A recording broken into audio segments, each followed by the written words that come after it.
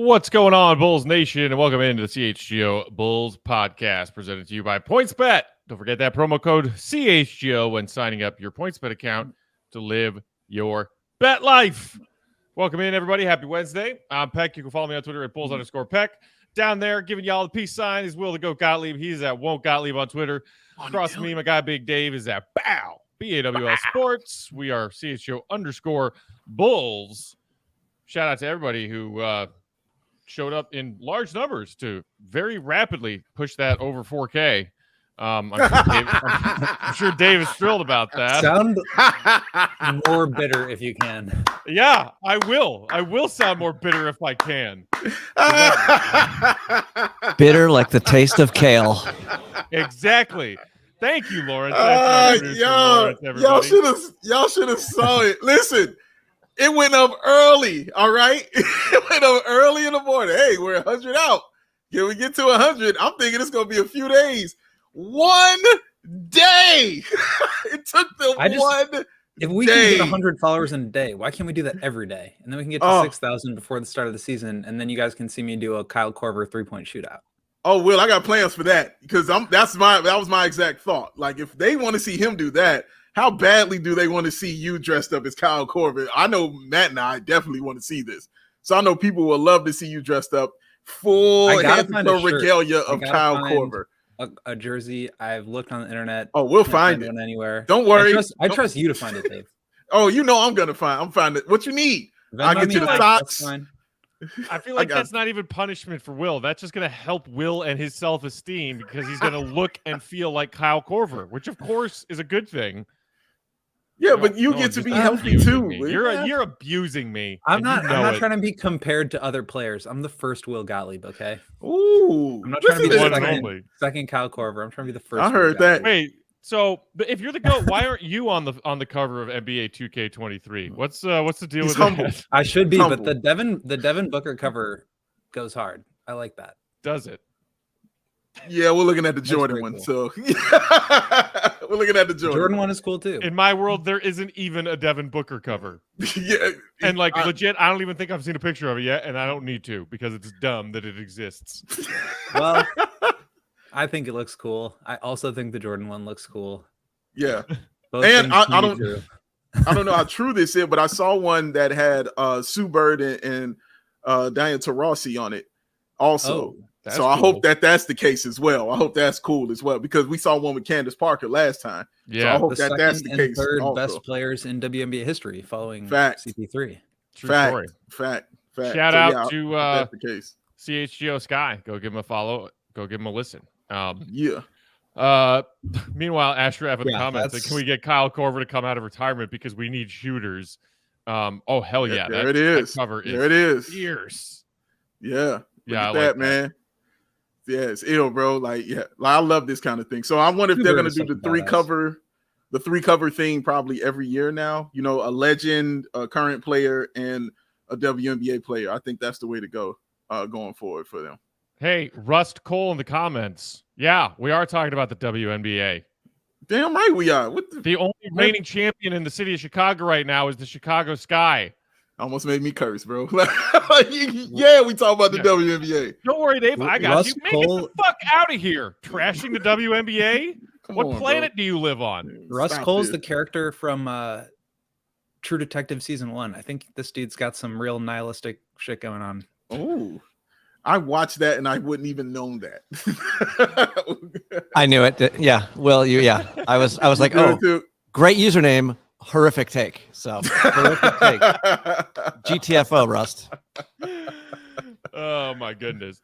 All right, so we got a lot to talk about today. We're basically going to go over everything that we've seen and heard from the Bulls series of practices, getting ready for their summer league games. We've heard from the summer league coach John Bryant, who is an assistant on Billy Donovan's staff. We've heard from Marko Simonovic, who has bulked up. And we've also heard from Dalen Terry and heard of his teammates and his coach singing his praises. So we're going to talk about all that coming up here next. Let's start with Dalen Terry because I think Bulls fans, it's fair to say, were underwhelmed with the selection on draft night. Certainly lots of Bulls fans were underwhelmed with the pick. Everything that this kid has said and done so far is like making Chicagoans fall in love with him. And it's not just the stuff. Well, yeah, he was at the Sox game throwing out the first pitch yesterday, and I gave a shout out to the Big Hurt Frank Thomas. That's awesome. Big Dave, I know you loved it when he shouted out that story of his uncle telling him about, Benji Wilson. And like, he's already very much accepted Chicago as like, this is my city now. But at these summer league practices, he's also proving to his teammates and his coach, I'm here to work. I'm here to be competitive as hell, which is really cool. Oh, thank you, Lawrence. There's a shot at him throwing out the first pitch yesterday. Do we have a video of that? I didn't watch one if there was, but I saw him I definitely watched it. There is a video, and he pump fakes twice, which is not allowed. I thought it was 3 times. Was it 3 times?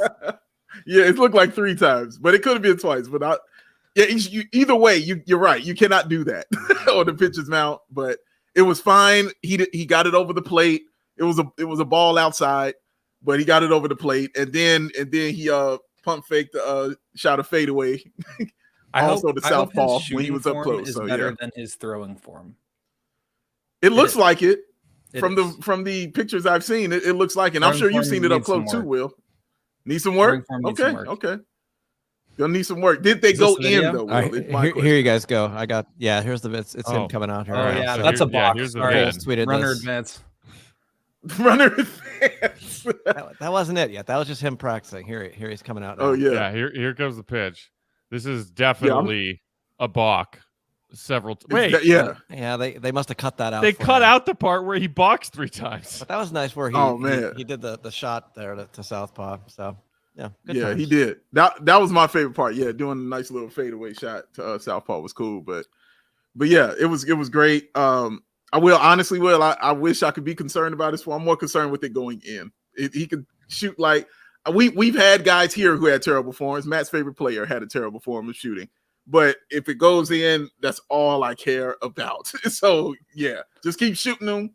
If they hitting, cool. If they're missing, change your form. Do something Lawrence, different.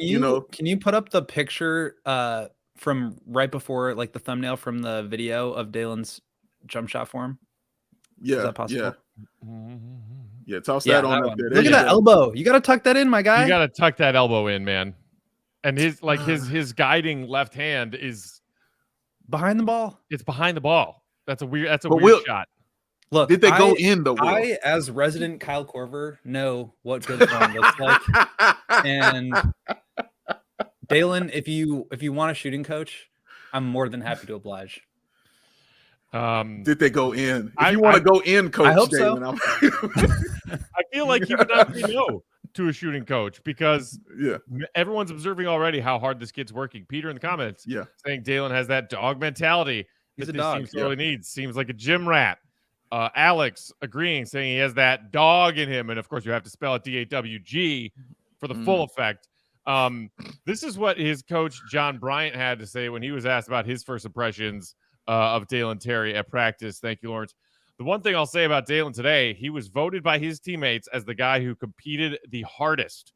So that lets you know that he's going to be in the mix every single time. So John Bryant, I guess, has come up with sort of an interesting strategy, an interesting element to add into their summer league practices where the players can kind of vote on awards for their teammates. Who did this the best today? Who did this the best today? And day one, most competitive, went to Dalen Terry, including Patrick Williams casting his vote for Dalen Terry in that category, which Dalen said meant a lot to him, knowing that, of the people at Summer League, Pat is the elder statesman, essentially, entering his third year in the NBA. But everyone from Patrick to John Bryant and others are just constantly talking about how competitive Dalen Terry is. And again, this is Summer League practice. Allen Iverson is somewhere rolling his eyes, but Dalen Terry is like, nah, man, I just got drafted in the NBA. This is serious business. I'm coming in and I'm going to work my ass off starting from day one, practice one. Yeah, and he looks like he wants it. And it was so many wonderful things that were said about Dalen Terry to make you a fan of him. One, like you said, was the hard work. When they mentioned that they had to actually kick him out of the gym because he was in there practicing, they had to tell him to go home. It was the fourth. Like, bro, you got to go to the crib. Like, that's what you want to hear. when you hear how competitive he is with Patrick Williams and how he honestly, I'm telling you, this is why I always say I love, in my opinion, AK has his pulse on the finger of his team because he knows what certain guys need. And Patrick Williams needs a dude that can kick him in the ass and be on him, you know what I'm saying, and bring that competitive thing up out of him. And Dalen Terry kind of does that. And he was doing that in practice. And he was proud of bringing that fire out of Patrick Williams, man. And it's in there. It's got to be brought out, you know what I'm saying? And Dalen Terry just seems like he's the kind of guy to bring that out. But also, Coach talked about his passing ability as well and how he was getting all his teammates involved in doing it that way. And I thought that was great. And the other thing Coach said was great with those awards that he did, Matt. He said he stole it from his college coach, but he left out the cream puff award that they give to the person that isn't working the hardest enough. He said, I don't want to bring that here.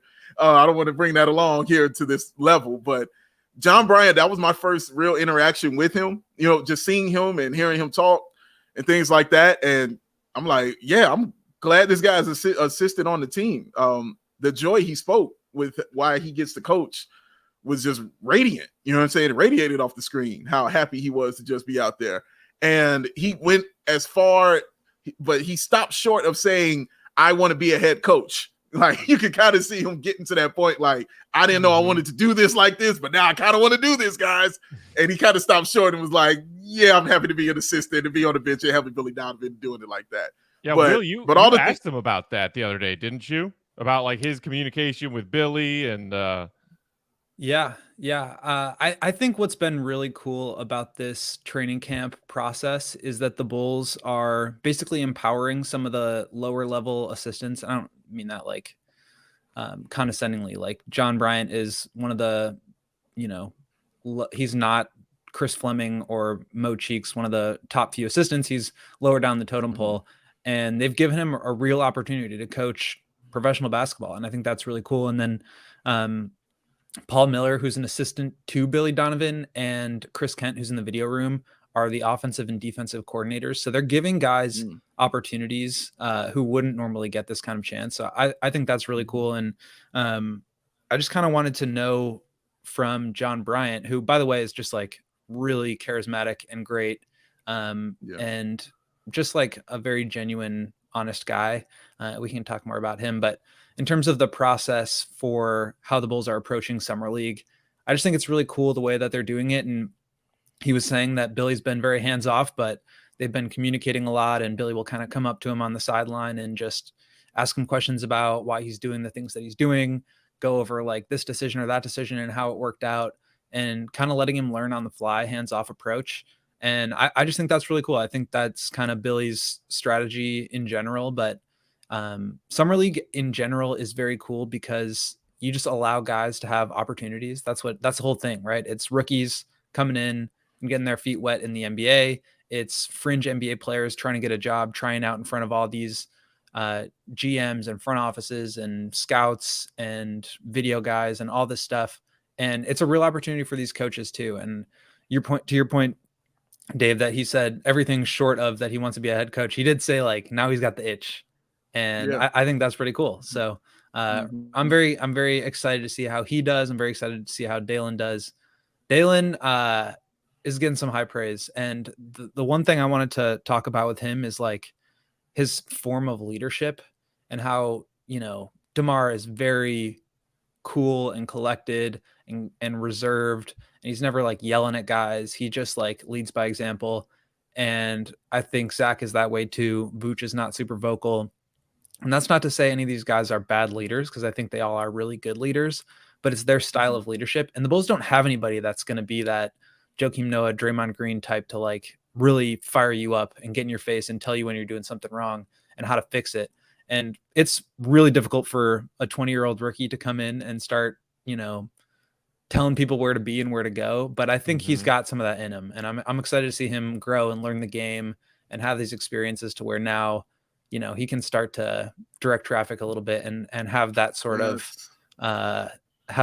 energy that the Bulls really lack. Yeah, I mean, that's one of the favorite things I've heard over the past week of these, you know, handful of Summer League practices is him after practice number 1 this past Saturday saying, I was talking, making guys know I was here on the floor, trying to live up to the hype when it comes to being a lead guy and being competitive. We've talked about how much the Bulls missed Alex Caruso's communication on the floor when he went down with that injury, and same thing with Lonzo Ball. It doesn't matter that he's a rookie. If he's coming in and putting in the work and then saying, well, someone here needs to communicate, so I'll put that upon myself to be the guy communicating the most and talking the loudest out there so everybody knows where they need to be, then great. Like, I love that. I love a rookie who comes in and is not talking to build up themselves, but they're using their voice to help their teammates. And that kind of sounds exactly like what John Bryant echoed when he was being asked questions about Dalen too. It's like he's very vocal for a rookie coming into his first summer league practice, but he is vocal in ways that help his teammates, and it's not him talking about me. Yeah, he's not being a jerk ass when he's out there on the floor, just doing it like that as a rookie, because I think that's the key point of what you're saying right there, Matt. It's okay to be a jerk ass and stuff like that, but that's something you got to earn. You can't come in on day one like that as a rookie. You're going to be put in your place immediately, and then that can hurt your standing going forward as your years go on and on and on. But coming in, just being acclimated to everybody and just having that fire, having that tenacity, and the right guys he's pushing, like Patrick Williams, you know what I'm saying? Like, he's in his third year, bro. Like, yeah, he ain't going to do that to Zach LaVine, you know what I'm saying? Or it might not even be DeMar DeRozan. Or even if he does, they might not accept it the same.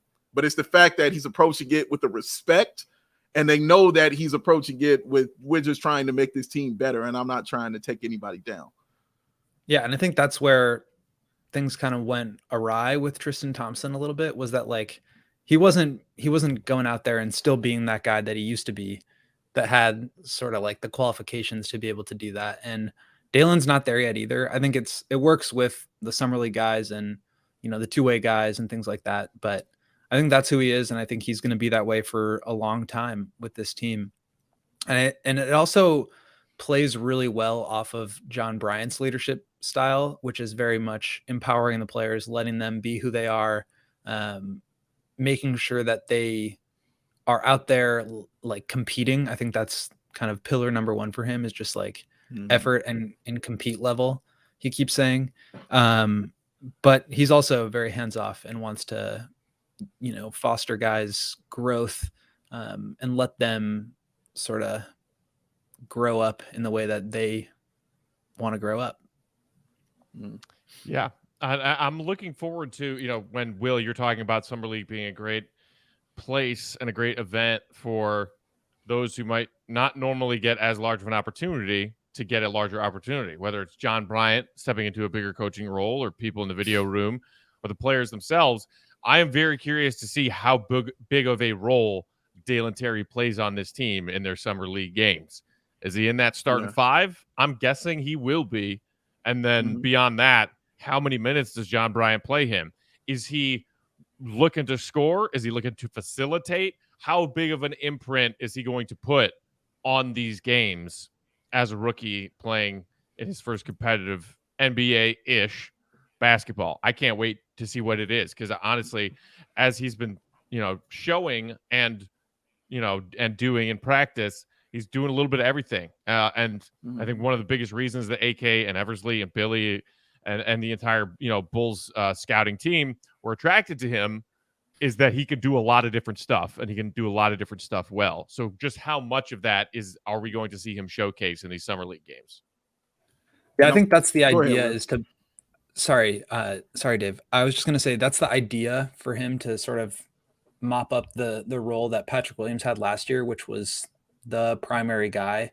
They want to play up and down. They want to make sure the ball is moving and make sure everybody's getting touches. But Dalen is going to be the point guard. He is going to be the one who has the ball in his hands, and they're going to challenge him to really play the way that he did the last couple games of Arizona season, and see what he can do off the bounce, see if he can put pressure on the rim, try to leverage his IQ and his passing ability, and just see what happens. And I think a lot of people have talked about this, but there's a lot of expectations that go along with performing well in summer league as a rookie.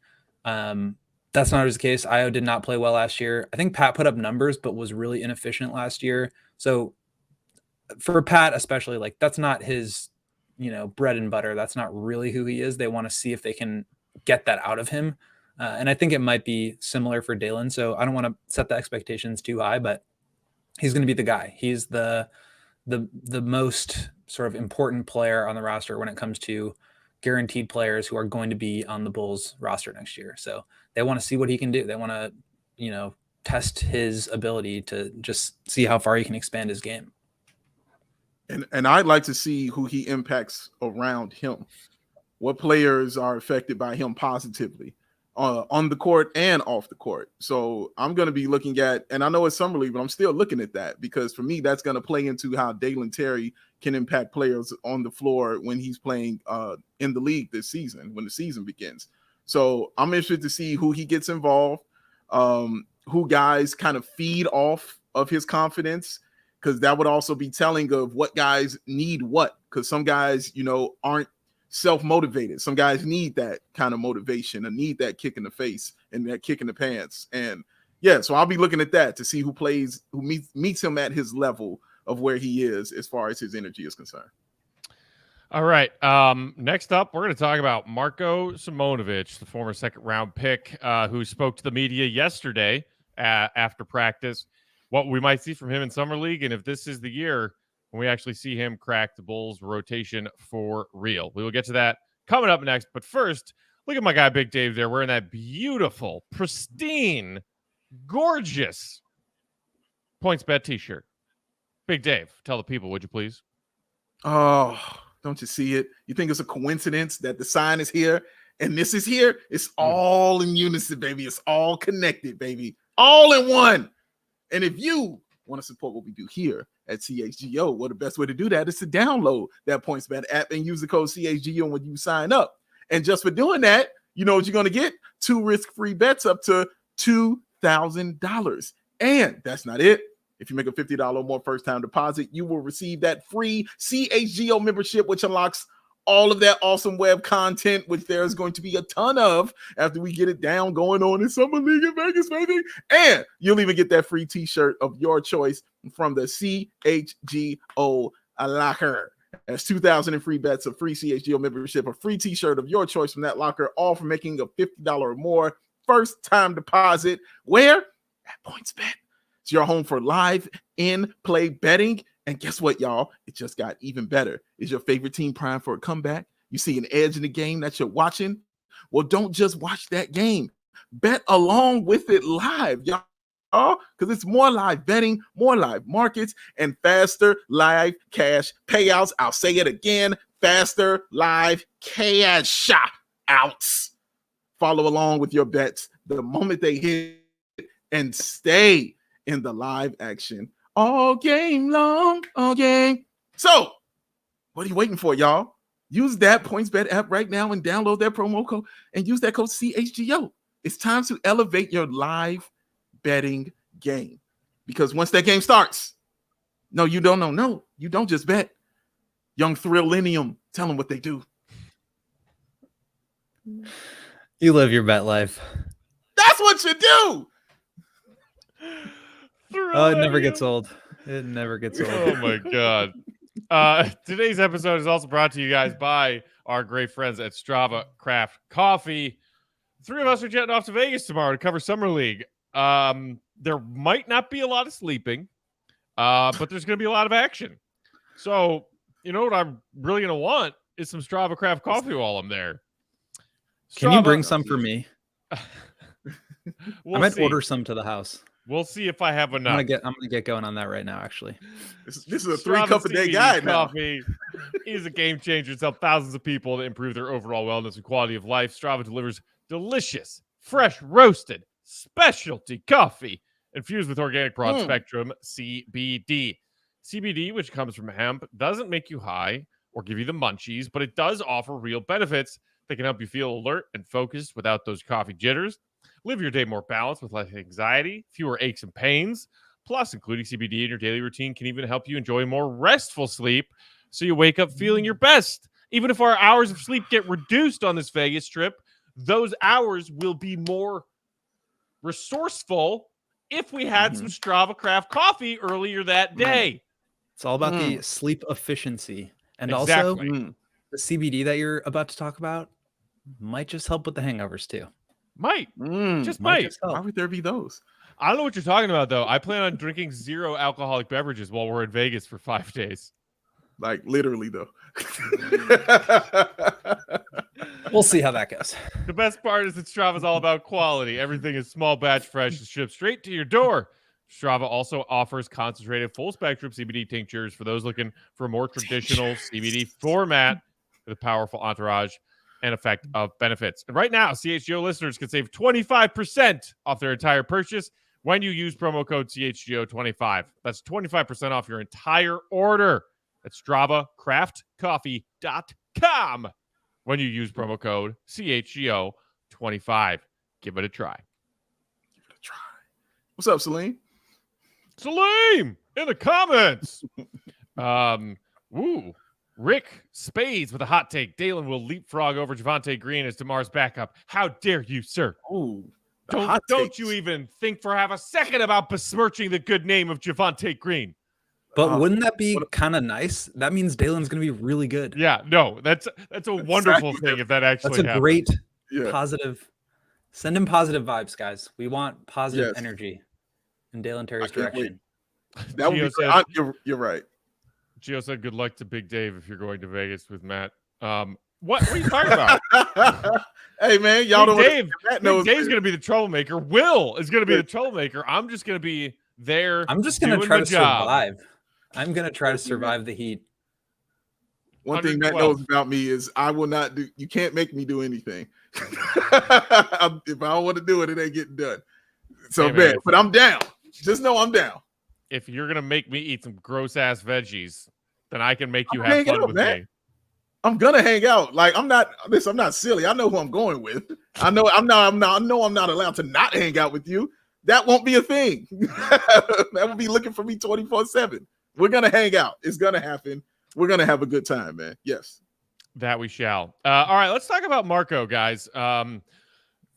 The second round pick who played professionally overseas for Mega, the same team that the twice reigning NBA MVP Nikola Jokic played for.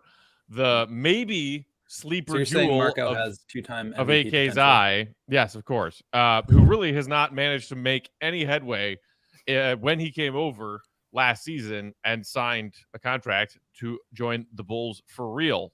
Spent most of the year playing for the Windy City Bulls and did some pretty respectable stuff. Thank you, Lawrence. If you take a look at those graphics, that is his numbers for the Windy City Bulls last season, averaging 17 points on 53, 27, 81 shooting splits, almost 10 boards a game, almost 3 dimes per game. And while he was doing that, he was hitting the gym and putting some weight on that frame. He did look scrawny as hell when the Bulls drafted him, and even at the beginning of last season. And he said when he was chatting with Will and everybody else on the beat after practice yesterday that he was 215 when last season started, and he is now 240. Do we have faith in the offseason body makeover turning Marko into a real NBA player? Because I feel like we see this all the time with younger players going from year 1 to year 2 or year 2 to year 3. Oh my God, look at what their summer bod looks like. They're going to be a monster. And then sometimes, and then sometimes no. What do you guys make of what Marko did for Windy City this past season? And what do you make of the work he put in the weight room? Will, I'll start with you. Beefcake Marko. I love it. So yeah, typically I feel like the 15 pounds of muscle in the summer is kind of like lip service, but he actually is huge. And I think that's great. He's not a explosive athlete. And so you have to figure out other ways to succeed if that's the case. I think he's a good passer. He's a fine shooter. His jump shot's a little wonky, but it's effective. And one of the things that John Bryant and Marko were talking about is just his ability to finish in traffic now. He's really good at catching little short roll passes and either getting to the rim or kicking it out to weak side shooters. That's super important. I talk about that all the time because it's my favorite thing when bigs are able to do that well. But he was just so thin that he wasn't able to get through contact at all. And so I do think this helps him a lot there. And I don't think, in some cases, like adding a ton of weight kind of slows you down and changes your game a little bit. But I don't think that will necessarily be the case for him because, as I said before, he's not really that explosive, physical, overwhelming type of athlete. So I think that could help a lot. You also have to think about the rest of the roster moves that the Bulls made. They brought Andre Drummond in. Tony Bradley is obviously there. We'll see which of those two gets minutes. But then you also return Derek Jones Jr., who, as we've talked about, I think works best as a small ball 5. So there's competition for minutes, and the cream rises. Like if he's playing well, he'll get to play. That obviously was not the case last year, but I'm really excited to watch him in Summer League.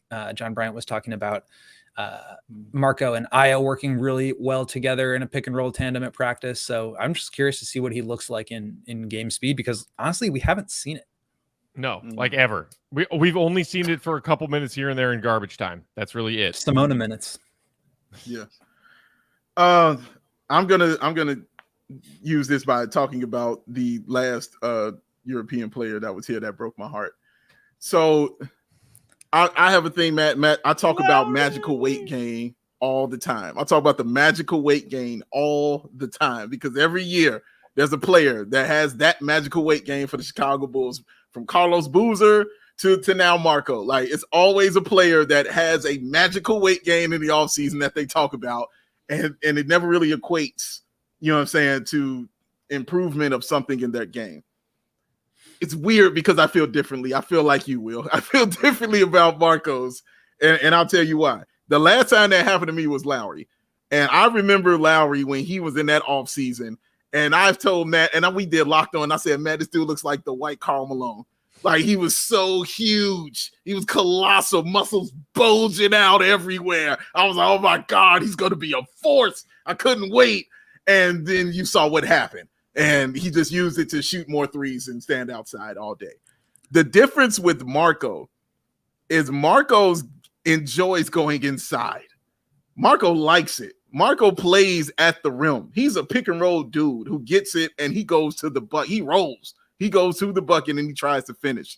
And to put on extra weight will help that. That's exactly what that helps. And that's what you said, Will. Like, it will help him finish. Like, it's going to help him finish when he's going to go to the paint. He will finish through the contact. That is exactly what that kind of muscle will do for a player. We haven't seen it. You're right, because he's a rookie, and he was a second-round rookie. I have to keep reminding people. He's a second-round rookie, all right? It's not going to come in, ripping things down. That's not normal for a second-round rookie to do. It's going to take him some time to get acclimated, and he's in a brand-new country. It's going to take him some time to get acclimated and things like that. They also said his English got better, so now he can actually speak to the media a little bit more.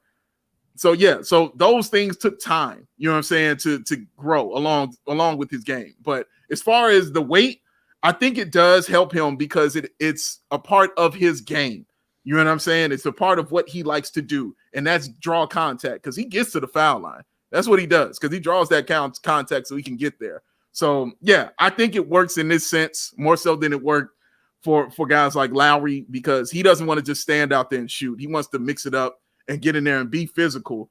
And as you know, the Bulls are definitely lacking on that. And he's a guy that likes that. You can't average almost 10 rebounds a game and not be a guy who likes to be physical. You know what I'm saying? So it's going to help him. You know what I'm saying? It's definitely going to help him. And yeah, I can't wait to see what it does this season, because we're going to get a look, definitely.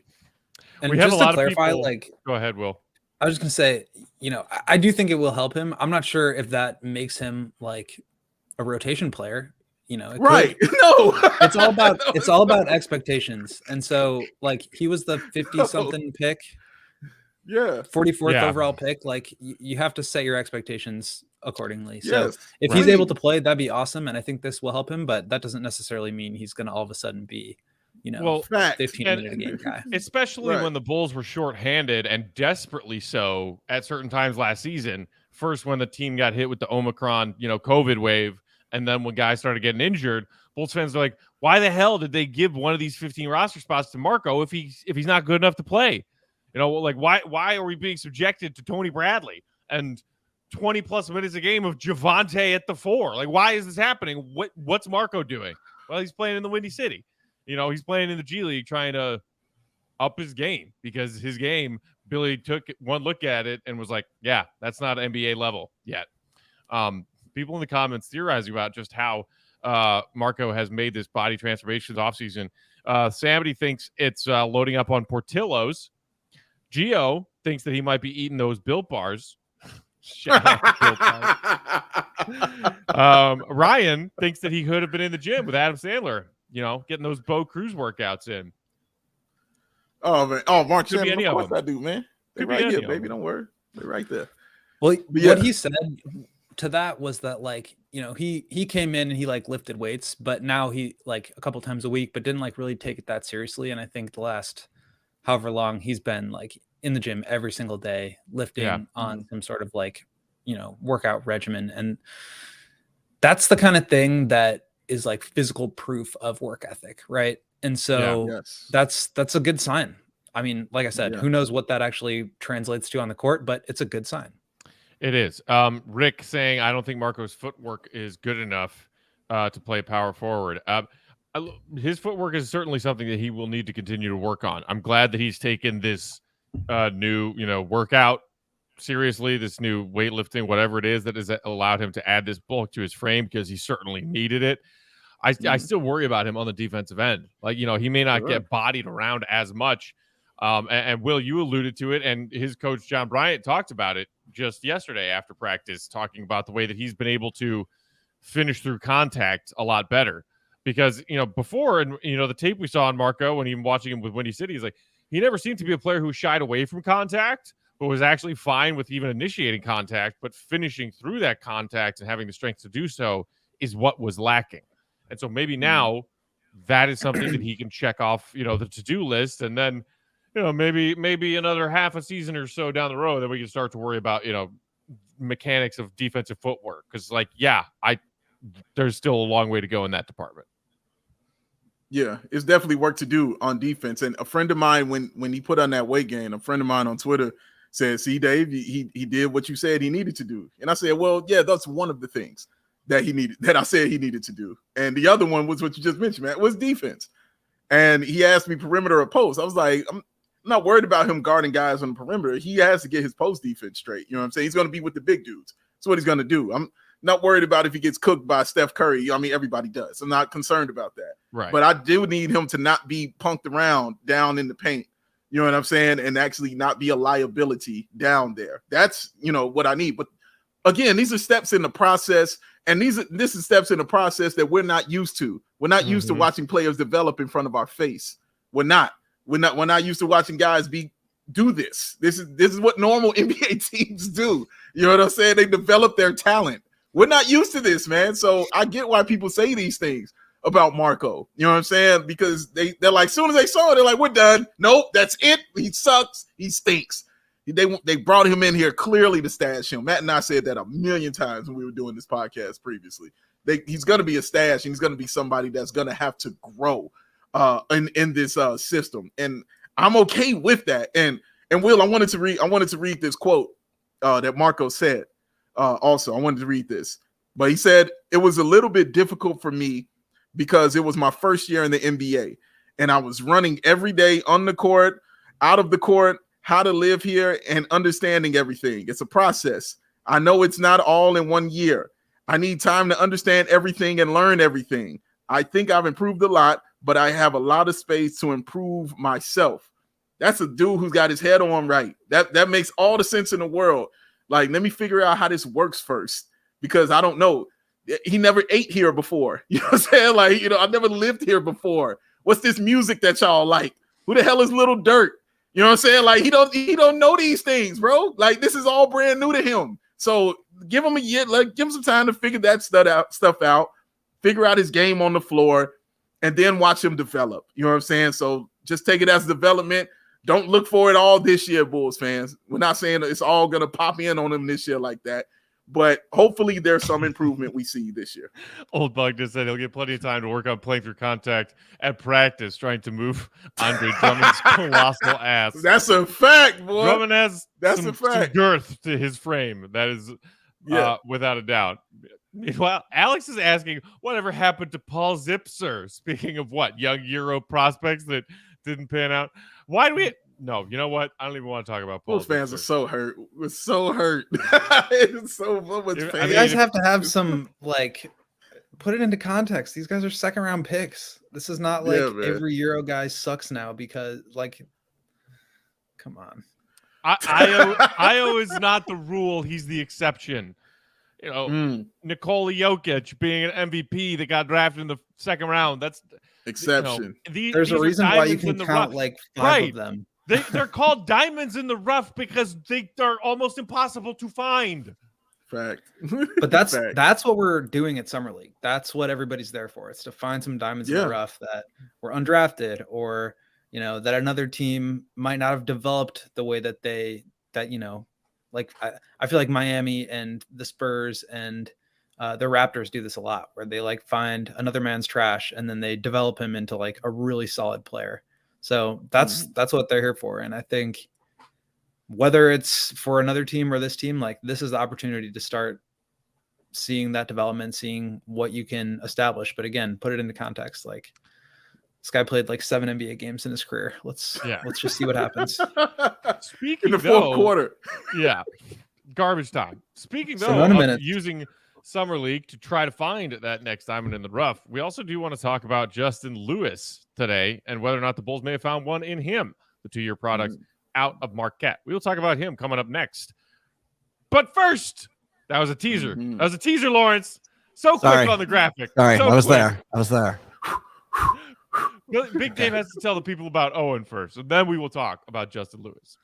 Don't they want to hear about that first? Because it stands for only what you need. And what you need is 100% plant-based protein shake that gives you nutrition that works as hard as Will the Go Gottlieb does. Dang it. It's free of artificial ingredients. It's allergen friendly. It's no gluten or dairy.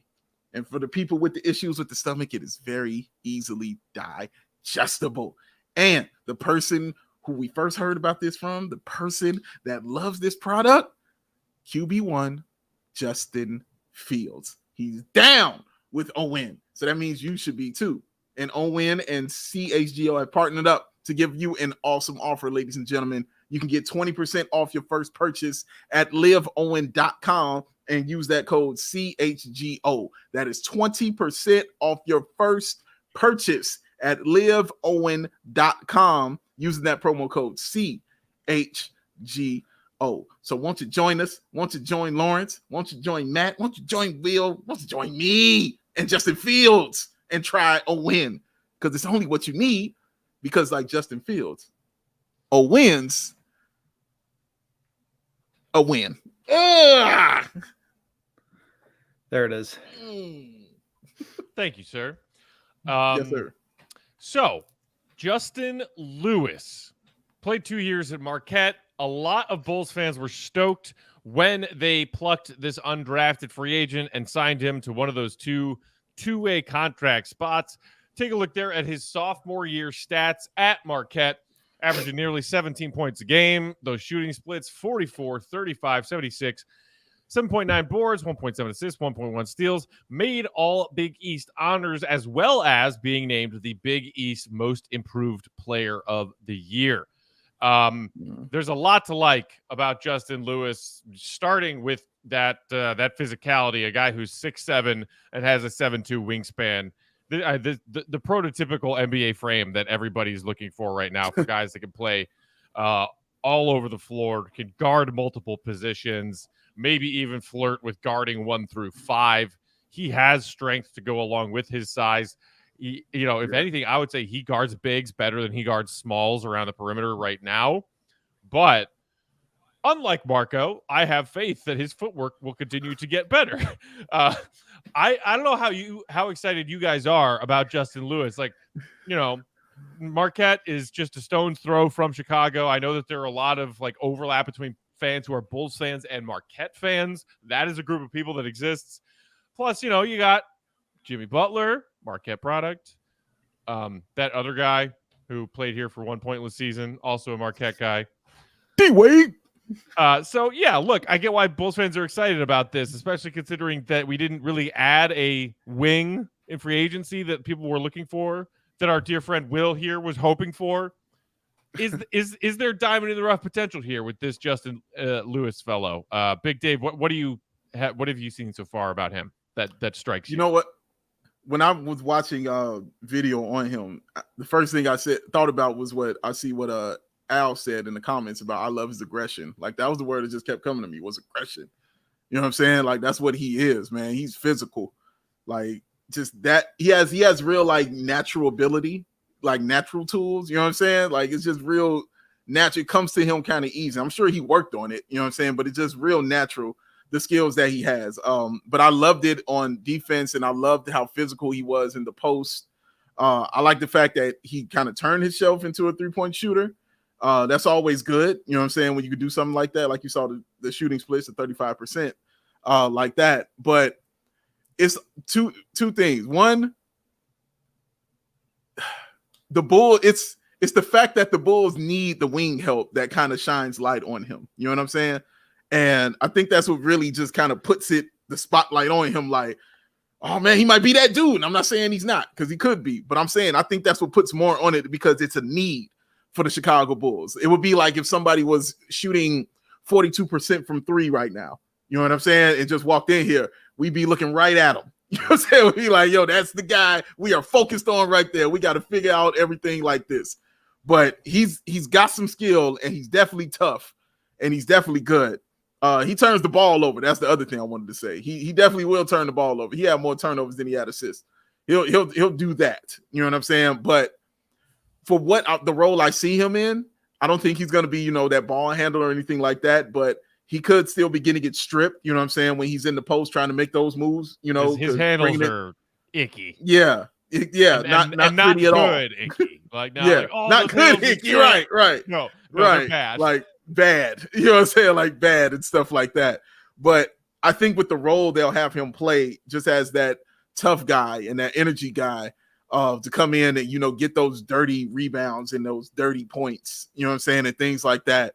And just give guys a break. And like you said, with that ability to play 1 through 5, he can give anybody a break.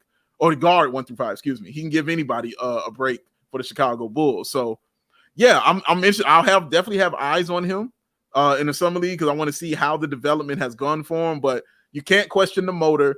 You can't question how he's physical, and you can't question the natural ability that he has.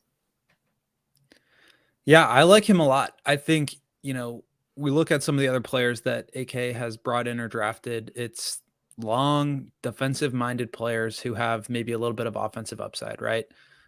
Lewis is probably the biggest. He's very much like Pat Williams sized, and that's exactly what you need in a player in today's NBA. I think he's going to potentially be, Jay Crowder is a common comp for him, and I think that makes a lot of sense in terms of being sort of a sturdy defensive player that can guard 3s, 4s, and maybe some 5s. Be pretty switchy, but like this is a high profile player. So Hoops Hype put together like an aggregator of all the mock drafts, and Justin Lewis was averaged his average mock draft spot was 42nd overall. His highest was 32 and his lowest was 45. So this is a high level prospect, and the Bulls were really lucky to get him undrafted as a 2-way guy. And I think he's got a real opportunity to be one of the core guys with this summer league team. Wasserman from Bleacher Report ranked him as the 3rd best undrafted free agent that we're going to see at summer league. And I think there's so much potential there. And like we talked about, they need guys that size, that are that big, that have shooting ability. And he put up, 35% on 3s, but he was getting them up.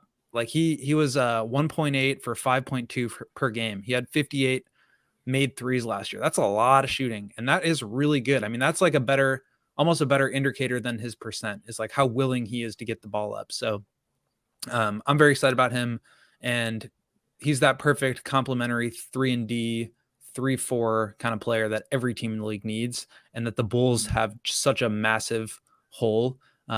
Assuming Patrick Williams is going to play 36 minutes a game, which would be great. Like, who fills that other spot? And I think Justin Lewis can be that guy. Would love that. Shout out to our guy Hayes, Chicago Bulls Central, in the chat. saying you all know AK loves those wingspans. He's like Vince McMahon is with 7-footers. Is that accurate, Dave? I mean, I assume that's a reference to him liking wrestlers who are over 7 feet tall. I didn't know that was a thing.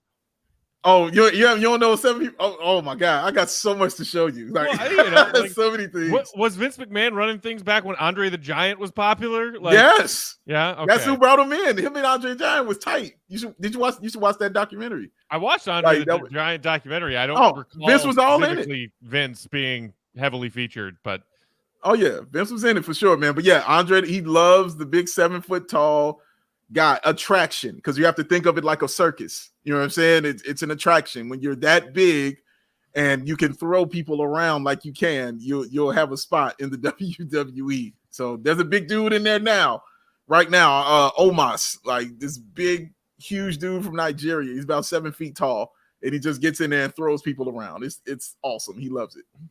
Yeah. Is the Undertaker 7 feet tall? I know he's a big dude. Yes. Yeah. Undertaker 7 feet tall. Kane 7 feet. The Big Show was 7 feet 400 pounds. Like all of that stuff. Like, yeah, the bigger the better when it comes to stuff like that with Vince McMahon. The bigger the better. He's right. So just going back to Justin Lewis for a second, I do think that he needs to put some work in on his shot. Knocking down 35% behind the arc is not bad, but I did tend to notice that anytime he tried to get, take shots that were open catch and look shots from a good step or two behind the college 3-point line, his accuracy went way, way out of control. So like, does he have the accuracy and the shot mechanics and the confidence to knock down threes at the NBA level regularly? I don't think he's there yet. But again, that's something you can add to your game. Maybe he can improve his handling a little bit. But as far as, what he can offer, basics, getting out in transition, running the floor, finishing at the rim, plus everything he can offer you on the defensive side, I like it. I like it as just a random, undrafted free agent flyer to throw into the mix for summer league and training camp. And who knows? I'd say that there's a decent chance that he ends up playing a lot of games for Windy City this upcoming season. And I would love to watch that happen. Yeah, I can't wait for that to happen. I would be tremendously excited for that. But Will, I wanted to ask you that. Do you agree with that point? I said like it's more of a spotlight on him, and people might be looking at him even harder because it's such a position in need for the Bulls. Yeah, I think that's interesting. I think same thing with Marko. Like you have to have the context of where he was, how you got him. Like he was undrafted. We don't know if that's because he, and his agent just said like, don't draft me. I want to pick where I want to go. It could have been, that's something that happens a lot in the second round. So it could be that, but there is a lot of pressure for, I think, the Bulls to find a guy that plays that position. And so maybe some of that will seep into Justin Lewis's performance, but he certainly hasn't gotten the media attention that Dalen has got. And so, we'll see, but I think he does have a lot of potential. There's obviously a ton of work that needs to be done. And when I talk about, his upside, that's exactly what it is. It's his upside. And so we'll see how he looks. He seems like the kind of guy that could be successful in summer league and in the NBA level, just because of the tools and skill set that he has. And I think the Bulls and every other team in the league are under pressure to find those guys. You guys, before we wrap up, you want a little Bobby Marks bomb that just dropped a couple minutes ago? Oh, Bobby Marks bomb.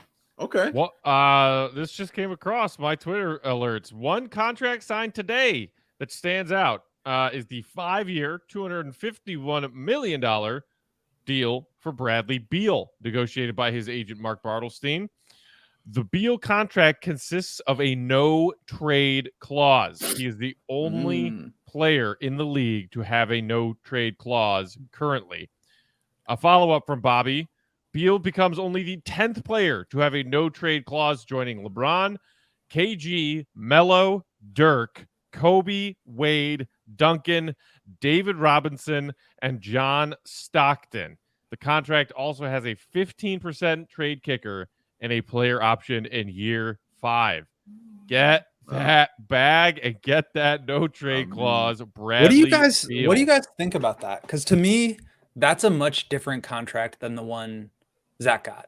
And I think if I'm the Wizards, I would have a lot more concerns about giving him that deal than the Bulls would have had giving Zach his deal.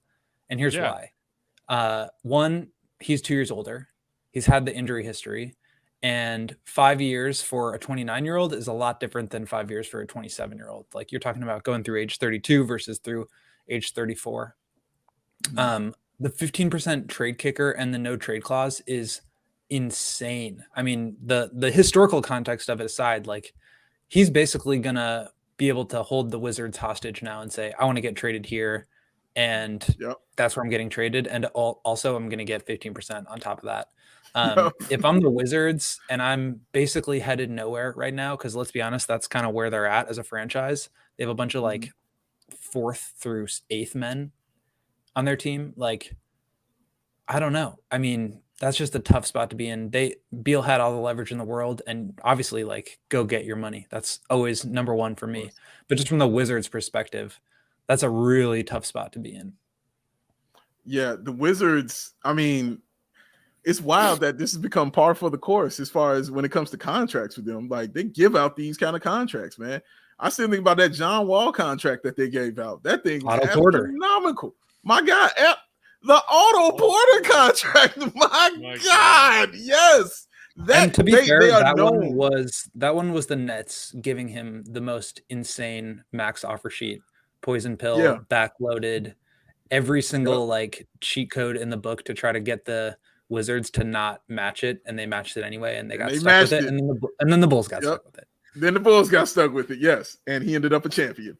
So yeah, man, like shout out to him for getting his contract. You're right, it's much different from Zach's, and he doesn't play defense. On top of that, he's not a great defender out there, but I can't be mad at this at all. Like, I mean, because Bill is an all-star, man. This dude puts the ball into the bucket. That's what he does at a very high clip and a very exciting clip. Like, he's awesome at the game of basketball. So him showing that loyalty to the Wizards for the time being is really nice.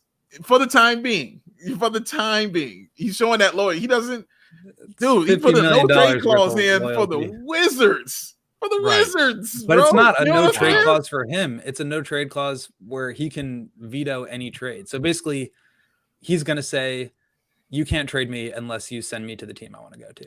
Right. Yeah. And look, if that day comes when it's not Zach coming to the Bulls to say, "All right, I've had enough here. I'm ready to move on. I want out. Please find me a trade." But, you know, the opposite, if the Bulls decide they want to shake things up and they want to trade Zach, they need to trade Zach to get some other, you know, megastar kind of player in here. You know, Bulls fans who were worried about Zach's contract being like a way too big, untradeable contract, look at the evidence around the NBA in recent years. All-star players on max level contracts still bring trade value. Why? Because they're star players. We touched on this yesterday briefly. Did you see what the Jazz just got for Rudy freaking Gobert? And, you know, like Zach LaVine's trophy case is not as big as Rudy Gobert's. He's not, you know, 3-time DPOY, but he is a 2-time All-Star who's younger and on not quite as ridiculous of a contract. If that day comes and the Bulls decide they need to move him, that is a movable contract, and a movable contract that can actually get you assets in return. The fact that this no trade clause is in here for Beal is wild to me. But hey, you know, the Wizards said Beal is our guy. We are going to ride his legs and his scoring as far as it will go, which hasn't been very far, but that's a choice. And the other thing that I think makes the Bulls the other thing that I think makes the Bulls decision to max Zach so much different is that the Bulls like have upside, and I just don't think the Wizards do. Now, I'm not sure what they could have done there, but they basically handcuffed themselves by maxing him and committed to being the 20th best team in the league for the next year. Wizards. And then on top of that, they've now cost themselves even more money if they do end up wanting to trade him. So it's just an interesting decision. And They don't have a lot of leverage, but interesting decision. They're not going to just let him walk for nothing, but he got like the ultimate bag. Yes, I mean, I can't do nothing but applaud it. Shout out to him. Congratulations. He's going to be putting up buckets. The green light is yours, sir. And he's going to be putting up them buckets, man. And shout out to getting your money. Shout out to you, Bradley Beal, for real, man. Congratulations. Yeah, and let's end on this in reference to that Gobert trade. The Joker saying in the comments, Danny Ainge really got all that, but Paxson couldn't get anything for Boozer. Shaking my head. I mean, Boozer was not an all-star by the time he was playing his last games for the Chicago Bulls. Far from it. But hey, you know why I read it? Because I enjoy anytime people throw some shade at our old pal John. I mean, you could have easily sat and we could have talked wrestling because everybody was talking wrestling in the comments. But no, you go and choose that one. You know what I'm saying? Like, what do you think brings me more joy, Dave? Talking about wrestling, which you know I am completely indifferent towards, or cracking a joke at Texas. Come on. It's just sitting there, chilling, eating some chicken wings. And Matt just punches you in the face. That's what happens. I'm not mentally unhealthy or unstable about it as much as I used to be, but as much as you used to be. That's why we can make jokes now. It's because we're all in a good place. Place. It's part of a healing process. Okay, I'll accept that. I'll accept that lie. So is Matt Peck eating vegetables in Las Vegas, which I believe is coming soon. I have a plan. Just know that a plan is in YouTube near you. It's done. I have a plan, and I am going to take care of my guy. I'm not going to make him eat no crap. I'm going to take care of my guy, man. Yeah. But he will eat something healthy. I can promise you that. Can't wait. I can promise you that. Yes, I can. But we will be there soon. I'm heading to the airport in like 12 hours or so. I got a crack of dawn flight because I got 2 legs to get there. We will be in Vegas tomorrow. With the rest of the All City Networks NBA crews. DNVR Nuggets crew is going to be there. PHNX Suns are going to be there. We're all going to be posted up the same house, just a couple miles off the strip, providing you guys with some fun coverage and content over this long summer league weekend. The Bulls have games on Friday and on Sunday, their first 2 of 4. We will be there covering those. And we'll be having a lot of fun in between the NBA Summer League coverage. Lawrence, wish you could come with us, man. I know. I was going to say, we got, you don't want to come. We got just an extra spare bed or 2 in that Airbnb. Oh, man. Come by. Go to the Cosmo, secret pizza at Cosmo. You got to get a slice for me. That would be secret pizza at Cosmo. At the Cosmo, yeah. Okay. Yeah. All right. We'll check it out, man. It's hidden, but you could easily find it. It's hidden. All right, just send us everywhere you would like us to go try something out at.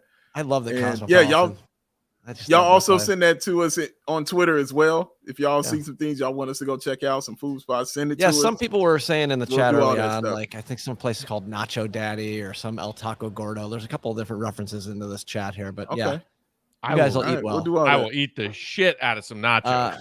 Craft Steak, Tom Colicchio. I liked that place. That was a good time. All right. I don't know if you're having big boy meals or not. We'll see. All right. That looks like a story. Yeah. We'll have to save that story for next time. I mean, like, the ones that, there's a couple bills stacked on top of each other when you buy a meal at the Craft Steak. Company dime, my friend. Flexing on them. All right. I see you. Lawrence, thank you for filling in for our guy, Joe. We missed doing shows with you, man. Come by anytime. Yeah, sure. Filling spot at any time. Everybody, in the meantime, as we make our way over to Vegas tomorrow, follow Will on Twitter at Won't Gottlieb. Big Dave is at PalBWL Sports on Bulls_Peck. We are CHGO_Bulls. Make sure you are following that account for Summer League because we're going to be tweeting all kinds of wild and crazy stuff. D Mays, what up, boy? All right, thanks as always for viewing and for listening. Subscribe to that YouTube channel, CHGO Sports, if you aren't already. And we'll talk to you soon. And stick around for Cubs and White Sox post games both coming up. Hopefully a couple winners. We'll see. Group therapy sessions. There you go. Peace out.